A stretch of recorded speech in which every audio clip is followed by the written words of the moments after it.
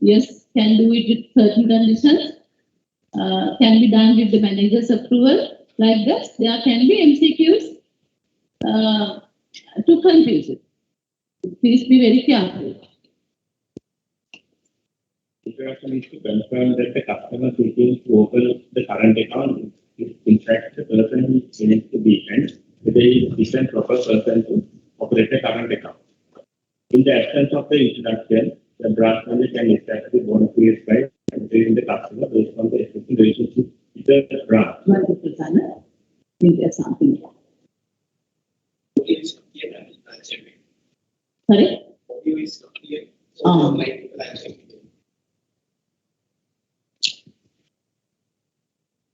Those who have joined remotely, I think they can't hear it.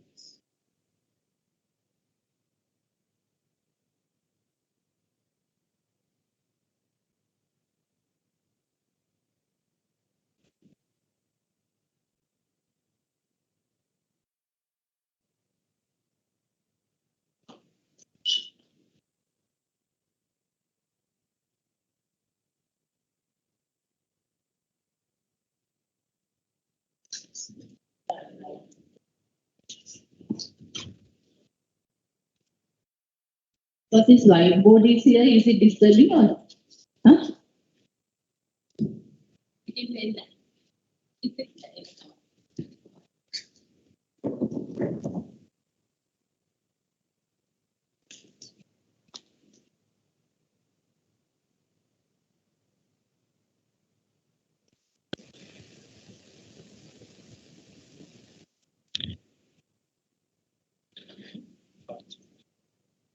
Oh, you can speak.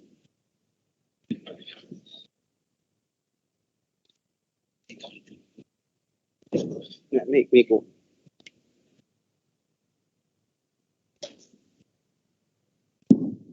Just ask one of them and you can answer them.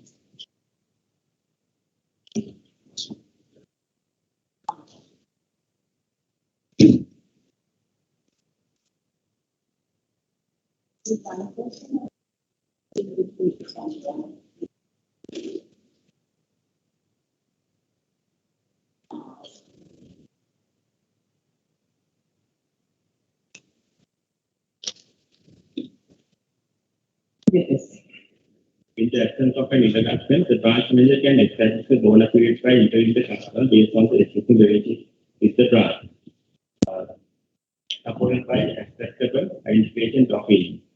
Suitable attention to that effect should be made on the manager. That is also one area because there's no requirement that when you open up a current account, each and every time the existing customer should introduce the prospective customer. Even the branch manager can give an introduction.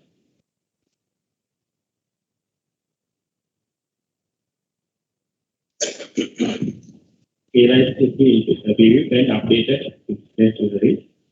Thereafter, you can open up a current account under a new number. The savings account can be maintained or closed as required by the customer.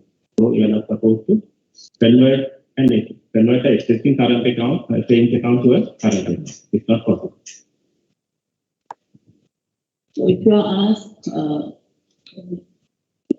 if a customer requests you to open a current account, then they can give answers, all these steps by way of different answers. So maybe you have to identify the customer properly, take an introduction, then establish KYC, then you open a new current account.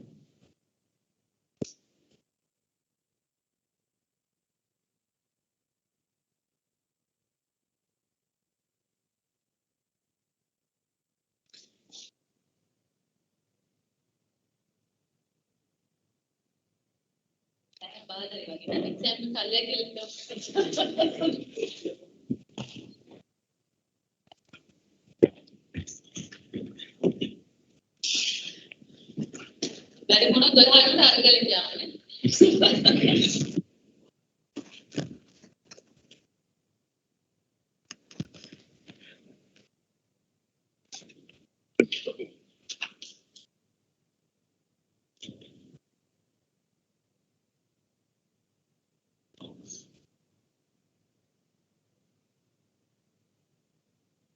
if you have friends who have joined remotely, just check with them like we did. If they can't hear us because they can't, I think they can't respond.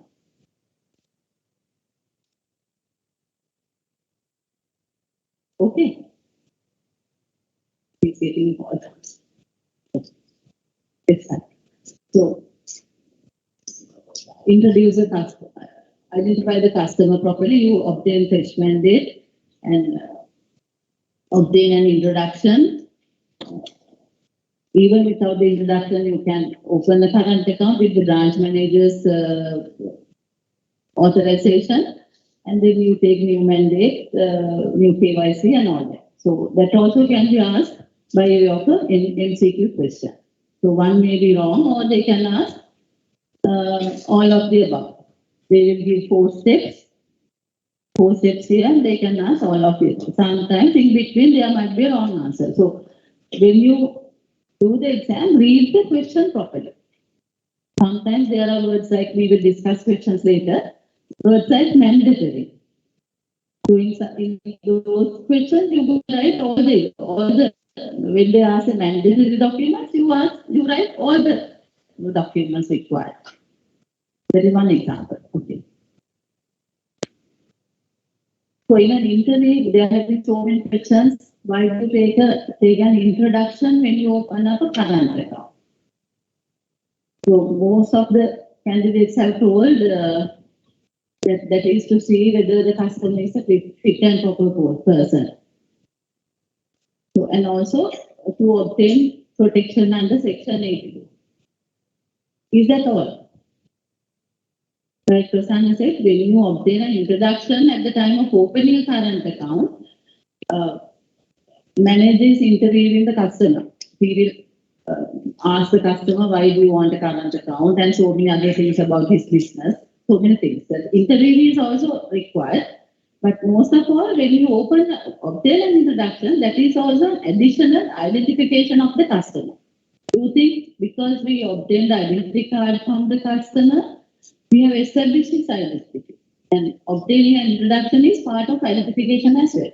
So when you give an answer, you must tell all these things.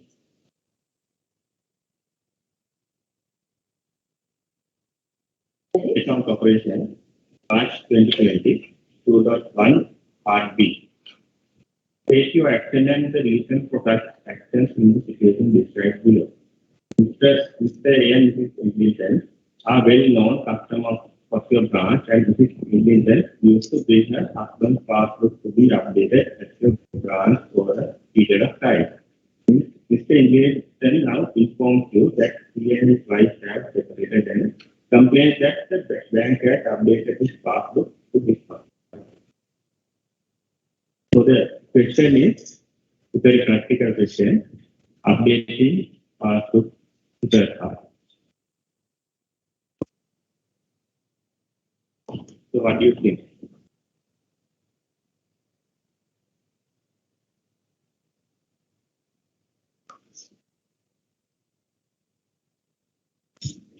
So whether we can update this passbook or not. And also whether there's a liability to the bank. So here, updating Mr. Ingleton's passbook and handing over to Mr.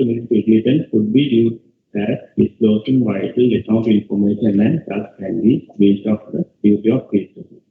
However, in this instance, the customers are well known to the bank, and Mrs. Ingleton now brings her husband's passbook to be updated over a period of time. Therefore, the bank has defense of assuming that implied authority was shown by Mr. Ingleton performing the bank, permitting the bank to update his passbook because Ingleton had handed over to his wife.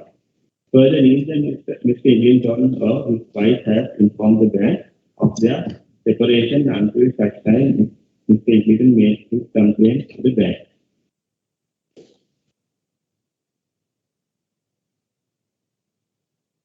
So here, over a period of time, Mrs. Ingleton has brought the passbook to the bank. So we can consider over a period of time. So in a in another operation. We say current account, there has been a particular person who has been coming to the bank for each and every transaction to deposit money, to collect the CRNs and all that. That person is known as known agent. So, if the known agent is authorized to act on behalf of the customer, in such instances, we can consider implied authority is given to this person. So here, this is not this. This is singular.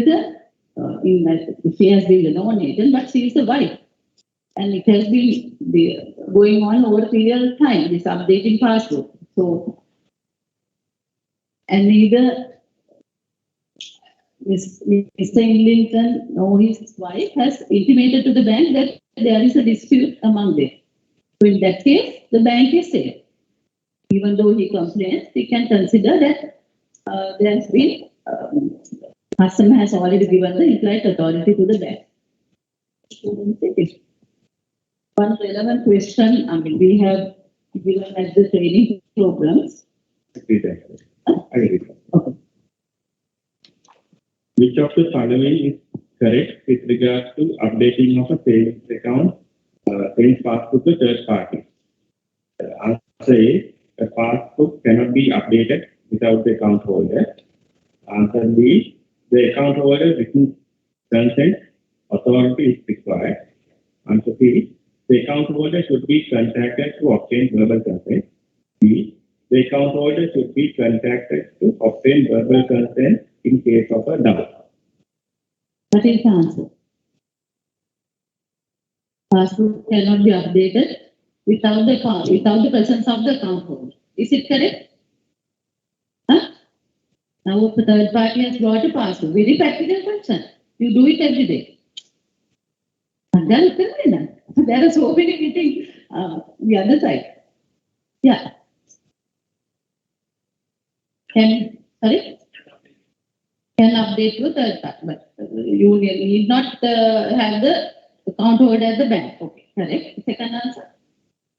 The account holder written consent authority is required. Account holder, should the account holder give you the authority in writing? No. So that answer is also incorrect. Other one is? Account holder should be contacted to obtain verbal consent. Account holder should be contacted to obtain his verbal consent. No. But there are instances, sometimes you will have to contact the account holder. But don't know whether this answer is correct or not. We will go to the next answer. The account holder should be contacted to obtain verbal consent in case of a doubt. Account holder should be contacted to obtain the verbal consent in case of a doubt. That should be the answer. You don't go and contact the account holder every time you update a password to a third party. If you have a doubt. So usually when you update a passbook to a customer, third party, actually there has been another question on that.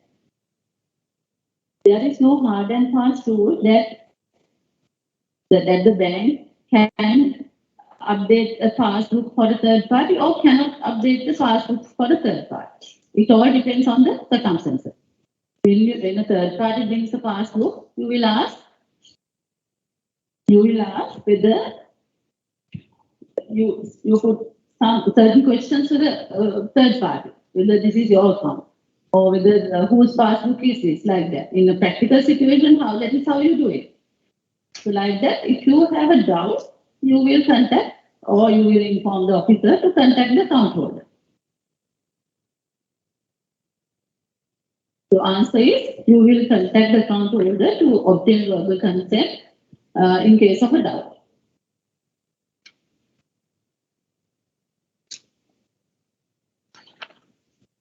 Part 4. Mr. Barrister, who maintains large deposits with your branch, has been critically injured due to an accident and is unconscious for the past 6 months. Mrs. Barrister requests you to update the part of deposits and credit to her account, claiming that he has spent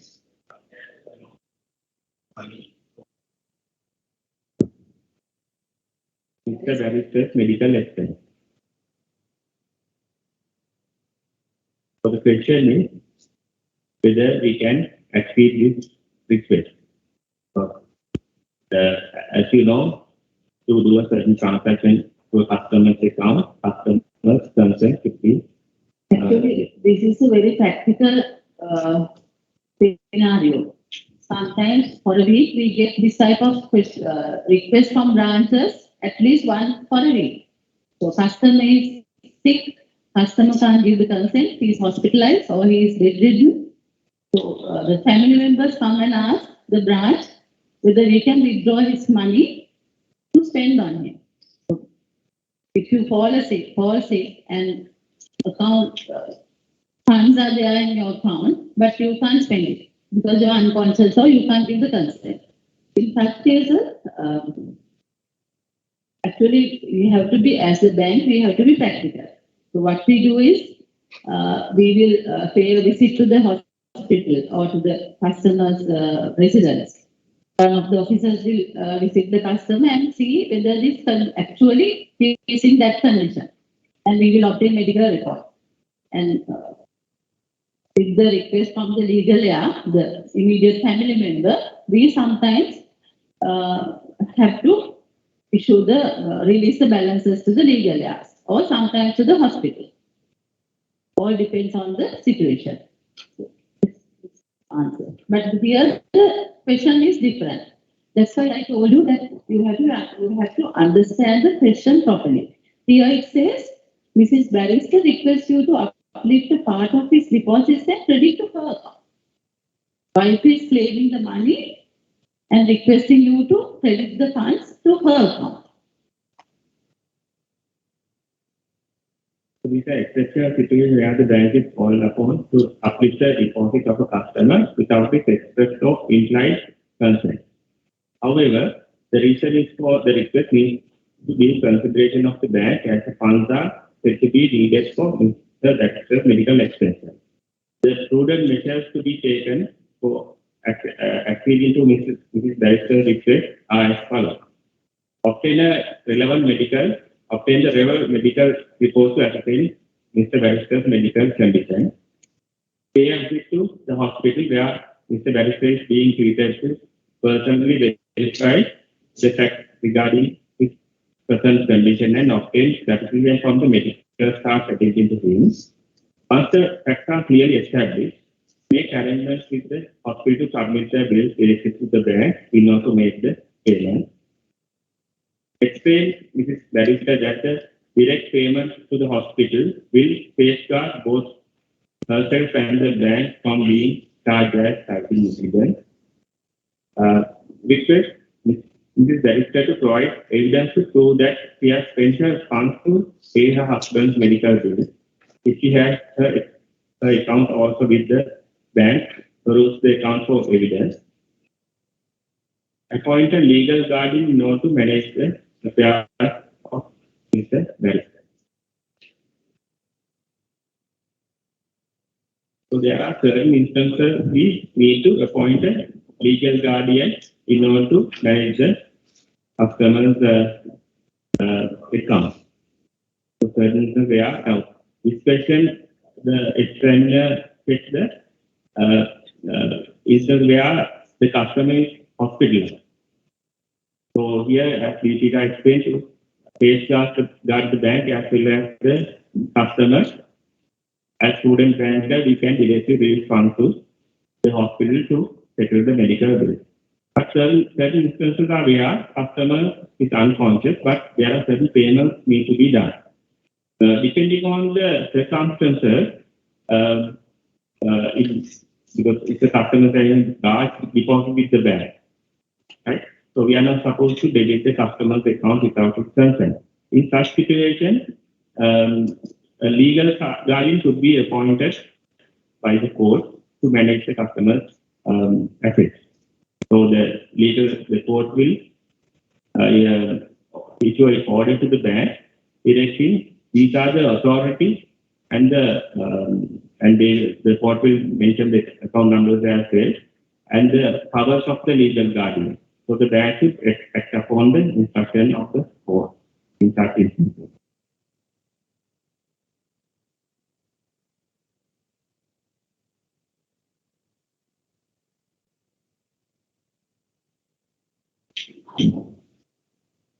Yeah, in addition to what Deepika and Prasanna has mentioned with regard to the opposite question, there may be practical instances where it has come across also in this scenario.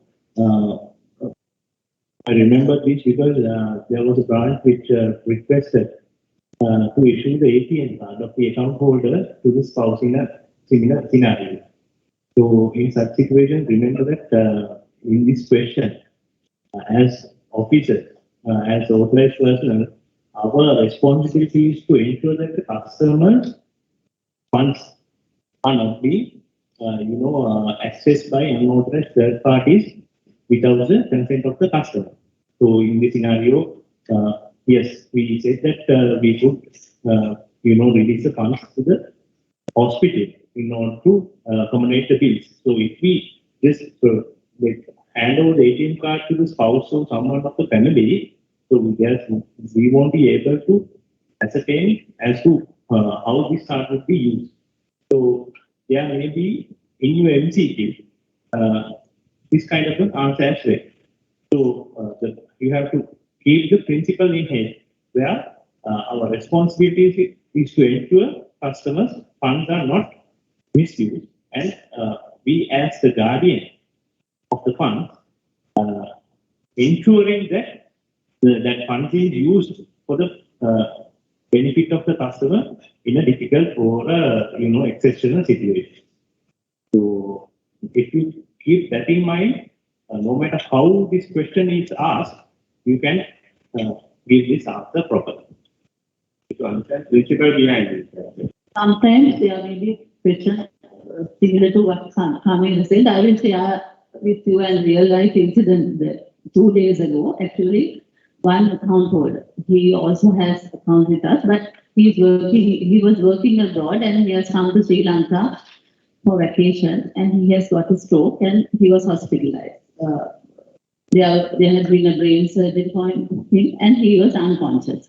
But he was carrying a foreign bank card issued by his working in Qatar or somewhere, Middle Eastern country.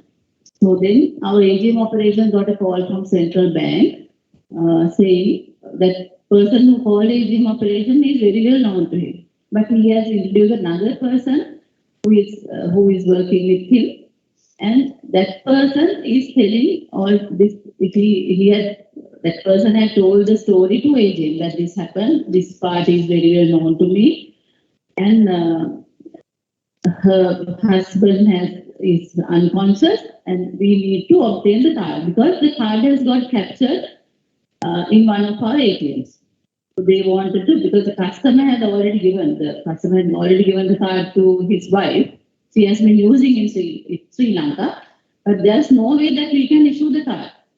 But the only thing that they wanted to do is not to withdraw money. They had enough money, but if they know the procedure, if this card is sent to card center, so we will destroy. It's a foreign card, no? So they won't be able to, even if they credit his salary, they don't know how long that he will have to stay at the hospital. So there were so many stories, but on humanitarian grounds, aging of operations gave the approval to issue the card to the wife. There are instances like that. So if a question is posed with head office approval, with the manager's recommendation, there may be very tricky questions. So first you need to know the theory. In addition, like Kamil said, the practical situation as well.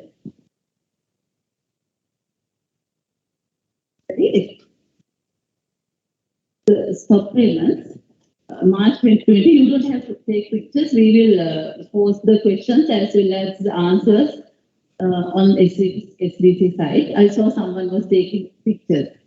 Okay, March 2020, 2.2b. A customer calls over at your branch at 9:30 a.m. and requests you to place a stop payment on a check that has been presented for payment through the morning clearing.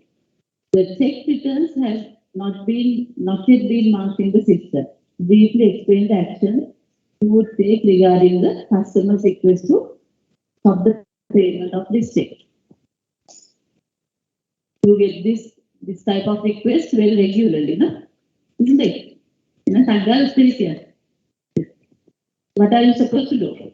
check is already presented and customer is asking you to stop the payment. Straightforward. You can? Sorry?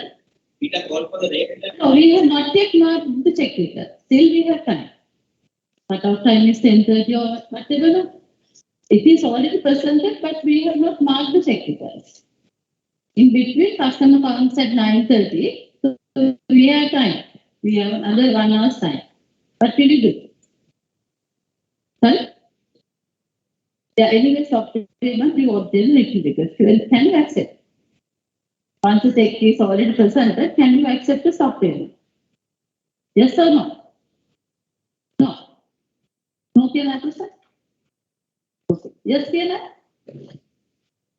So why no? Why can't we accept? You are correct. Yeah, it's already been debited to the account. You are telling yes. Why? Why can you accept? No?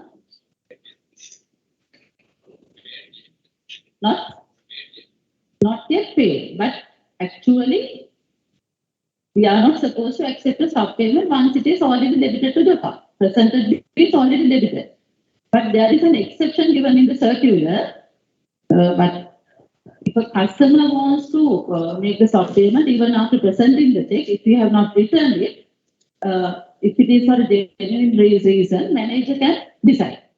Manager may ask the reasons and he can take a considered decision whether to accept or not. But according to circular, manager needs to obtain covering approval from the operations department. Is it operations department or AGM operations? AGM, no, operations department. So that might also be because there can be answers, approval from covering approval from operations department, covering approval from AGM operations or BGM personal banking. I don't know. I'm just telling you to confuse your, if I'm supposed to set the paper, I can confuse you all like that. It's recorded. You want to As per the laid down procedure, down circular procedure, the payment of a check cannot be stopped once the check has been presented for payment. In order to accept the stop payment request, the genuineness of the request must be established. Now, if the reason for to stop the check is genuine, such as the check has been lost or stolen, or the goods supplied are of inferior quality, the standing of the customer would not resort for stopping the payment checks frequently.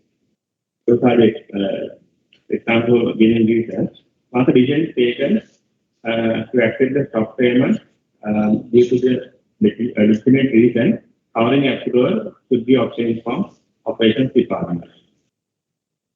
So here, please note the circular EYC 13/5 procedure on handling stop payment dated June 6, 2019. Please note this basis and the title of the circular is go through this because of one important there may be several multiple questions in the exam. Here, you know that to accept a stop payment, there are few mandatory information you need to obtain from the customer. That is account number, check number, check date, amount, and the reason for stopping the payment. The validity period of the stop payment. Earlier it was 2 years. Now it has been revised to 3 years. So the validity period of stop payment is 6 months. Right? So when you look at the mandatory details, that also can be put as a MCQ. So they can ask what are the mandatory details a stop payment request should carry. Then they can give these answers along with some other answers. Page details, first answer account number and check number, check date and amount, and the page details. Like then the answer will be sometimes all of the above, A, B, C above, like that.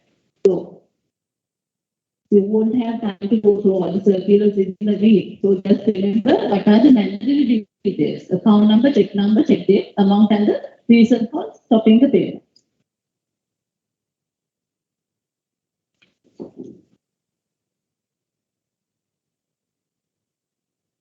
So the procedure of accepting verbal stop payment instruction.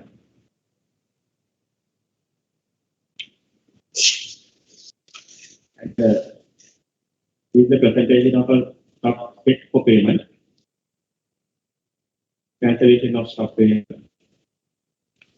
Now here is also one important aspect. Now for a joint account, the stop payment instruction can be given to the bank irrespective of the signature combination. Right? For example, if the account says two signatories to operate, but stop payment instruction can be given by either party. Now, now there's a joint account between Samir and Prasanna. They have issued me a check. Check favoring Deepika Vidantanaki. So, while I was coming to the bank, I have lost the check. Can I make a stop payment on that? It's an open check. Now, these are the two account holders. I'm the payee. Now I have lost the check. If someone goes and encashes it at the bank, I'll be the loser. Can I make a stop payment? Can I? Can I do so? Right. Because I'm not the account holder. You say you can accept it. Right. Okay. Then how is the bank going to act on my instructions? Will you accept a letter from me? Okay. Okay. If the check is presented, now you accept instructions from me to stop the check. So if the check is presented, how are you going to return it?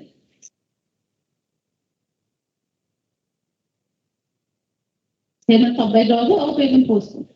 Payment postpone. So here the stop payment is not given by the account holder. Payee has the right to make a stop payment. So, but it is not considered as a stop payment instruction, but it's temporary. We accept that instruction from the payee as well. That's why you use when we discuss the technical remarks, under the payment postpone pending drawers confirmation remarks, there are instances where the payee can make a stop payment. Like that, there are certain conditions that you can use that remark. So, you are correct. Only the account holder has the right, but there are instances as an exception, we accept stop payment instructions from the payee as well, but we don't return the check with the remark payment postpone, payment stop by drawer. We use the remark payment postpone pending drawers confirmation.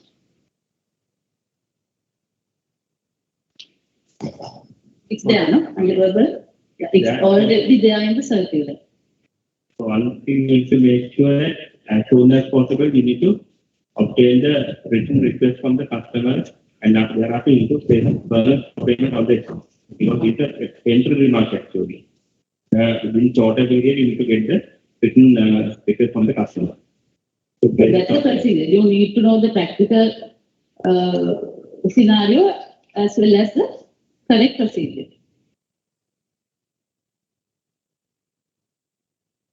Right. I explained that any signatory can instruct the bank to place a stop payment.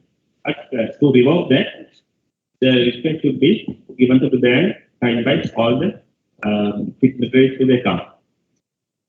Right, if the signature is both signed, then to revoke the stop payment given by one party, they should give a written request to the bank signed by both parties.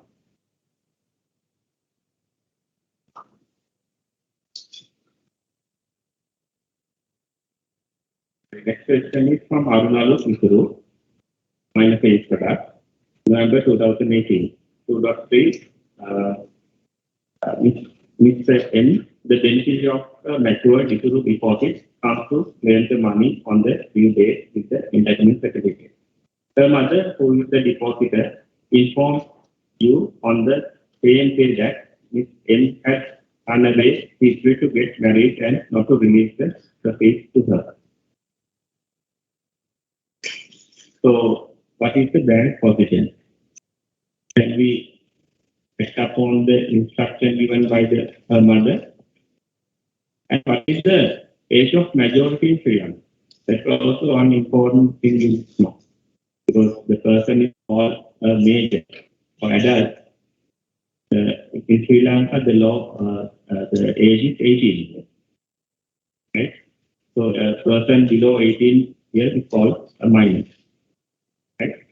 So if the beneficiary or minor attains the age of majority, for this minor deposit, these are the deposits comes under the endowment scheme of the bank. So the bank will become the custodian. Right? The bank's responsibility is to maintain these deposits until the minor reaches 18 years, and after that, to release funds only to the beneficiary, not to any other party, because nobody can stop releasing the bank the such funds to the deposits. So the beneficiary, so bank should release these funds to the only to the beneficiary of the minor account. So here then, can this depositor stop releasing money to the beneficiary? The proceeds can be given to Miss N upon proper identification as we have reached the age of majority.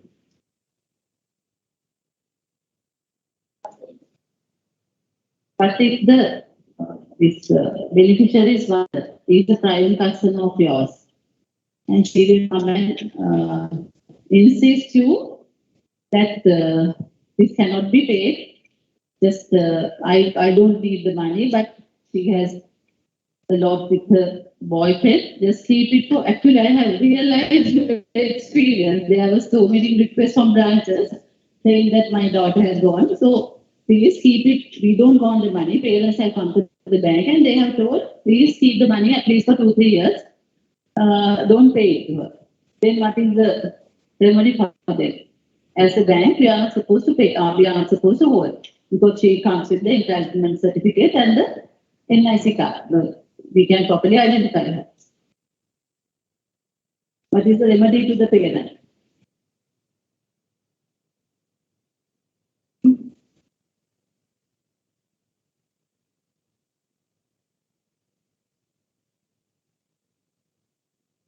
How can she stop the payment? Just think out of the box. Sometimes you will have to advise the customers on those cases. Actually, they will come running and they will cry in front of you.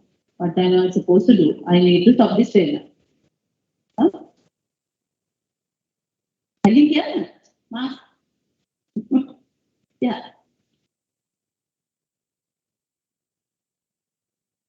Sorry? Sorry? No, this is already open the account. Usually we don't allow an adult to major to open a joint account with a minor, because minor has no contractual capacity. The only option for the parents is to go to court and obtain a court order preventing the payment to the daughter. There is no other way.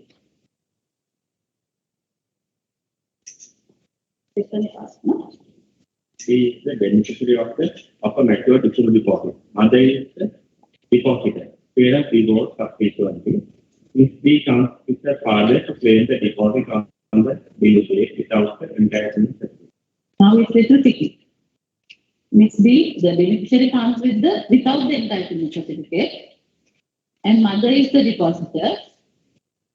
Parents divorce, and she comes with the father. What is the answer? There are no wrong answers. You can guess anything. Yeah. You can pay. How? on proper identification and obtaining an affidavit. Affidavit to say what?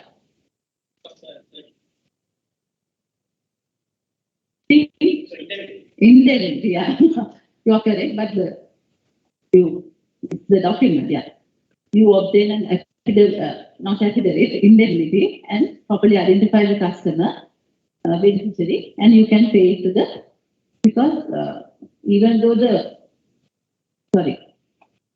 are instances where when the customer comes without the certificate, when the beneficiary comes without the entitlement certificate, and we have a certain complaint like that from the depositor, sometimes just to, it's a practical scenario, I mean, just to delay the payment, we will ask the beneficiary to bring the certificate. But we can't hold on to it forever. There are practical, real life incidents like that, but somehow when she goes to the police and obtains a police report, when she returns, we have to pay. So like he said, after obtaining an indemnity and upon establishing her identity, we can pay it to the dogs. Mr. D is entitled to claim the proceeds once he attains the age of majority and upon submission of the entitlement certificate. He should be advised to tender the certificate. If the certificate cannot be located or displayed, payment can be made to Ms. D by obtaining an indemnity from her and on proper identity.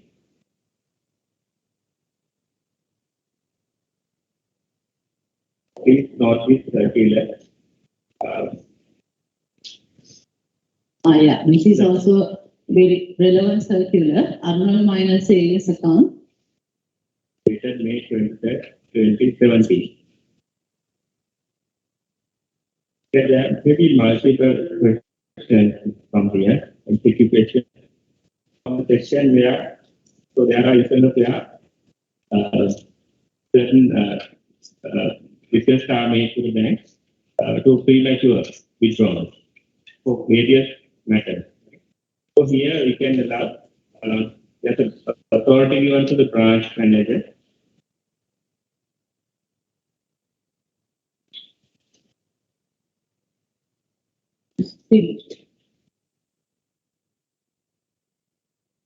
withdrawal should be only be permitted under exceptional circumstances where funds are to be utilized for essential purposes of the minor, such as education and medical expenses.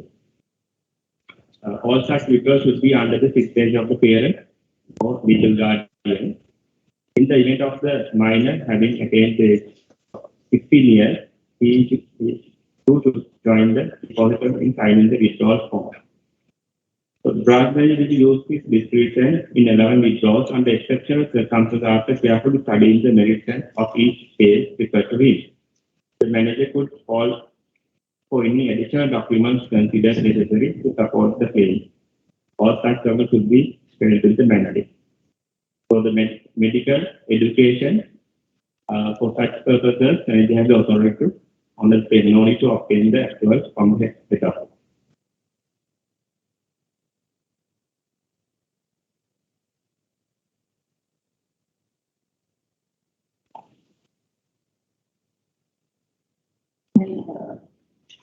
There's another important part here. The payment in the event of depositor minor. If the depositor is busy, the payment should be as normal scenario. You have to release the deposit money to the beneficiary once the benefit becomes a measure. So what will happen if the beneficiary is busy? So it should be released to the depositor or the parents of the money. Child has passed away. Who should you pay the balance? Sorry? To the parents. If the account has been opened by a third party, maybe the child's uncle or aunt, still the parent, yeah. you can't pay it to the depositor. It should go to the, that's according to the law of the country, it should go to the legal heirs of the minor. When the minor passes away, the balance should be released to the legal heirs, I mean the parents or the legal guardian appointed by courts. Who is the legal guardian? Legal guardian, in case of minors, the natural guardian will be the parent. Legal guardian is the person who was entrusted by the court of the guardian of the guardian of the minor. So the court will appoint the guardianship. So natural guardian will be the parent. Understood, no? Natural guardians are the parents and the legal guardian is always appointed by the courts.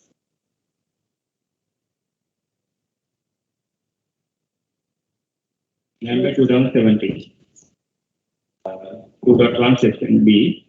The beneficiary of an autonomous savings account has met with an accident and passed away at the age of 50. The depositor who has not a parent or a legal guardian has submitted a request whether to use to close the account and pay the balance to him. Explain the procedure to be followed in closing the account. We have discussed it. Yeah, we have discussed the answer.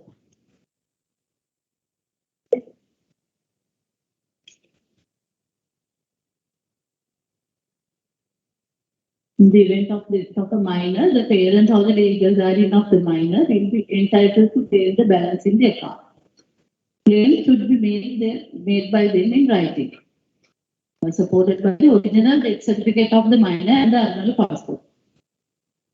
You need to remember, it should be the claim should be made in writing, supported by the original death certificate of the minor. A certified copy of the death certificate and all other documents should be detailed and attached to the mandate. If the parents or the legal guardians of the minor agree to pay the balance to the depositor, so that is an exception. We said that we can't pay to the depositor. When the depositor is a third party, we can't pay to the depositor, but with the consent of the parents, we can release the balance to the depositor. When the depositor is a third party.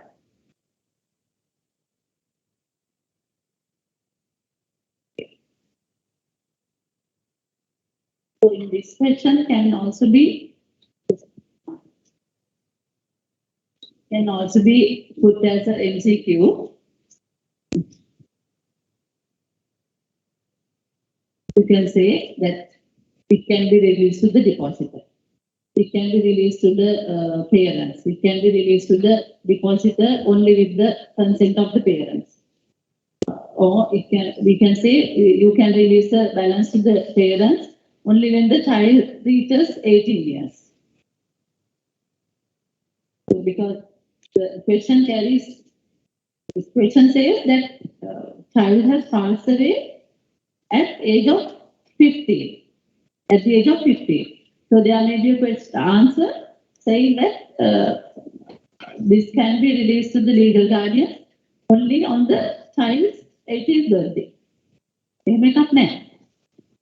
So when the child has passed away, parents will not have to wait till the 18th birthday of the child. So just to confuse you all, then you will think, no? So sometimes you may not be sure whether it can be released immediately when the child has passed away, or whether the parents will have to wait till the 18th birthday.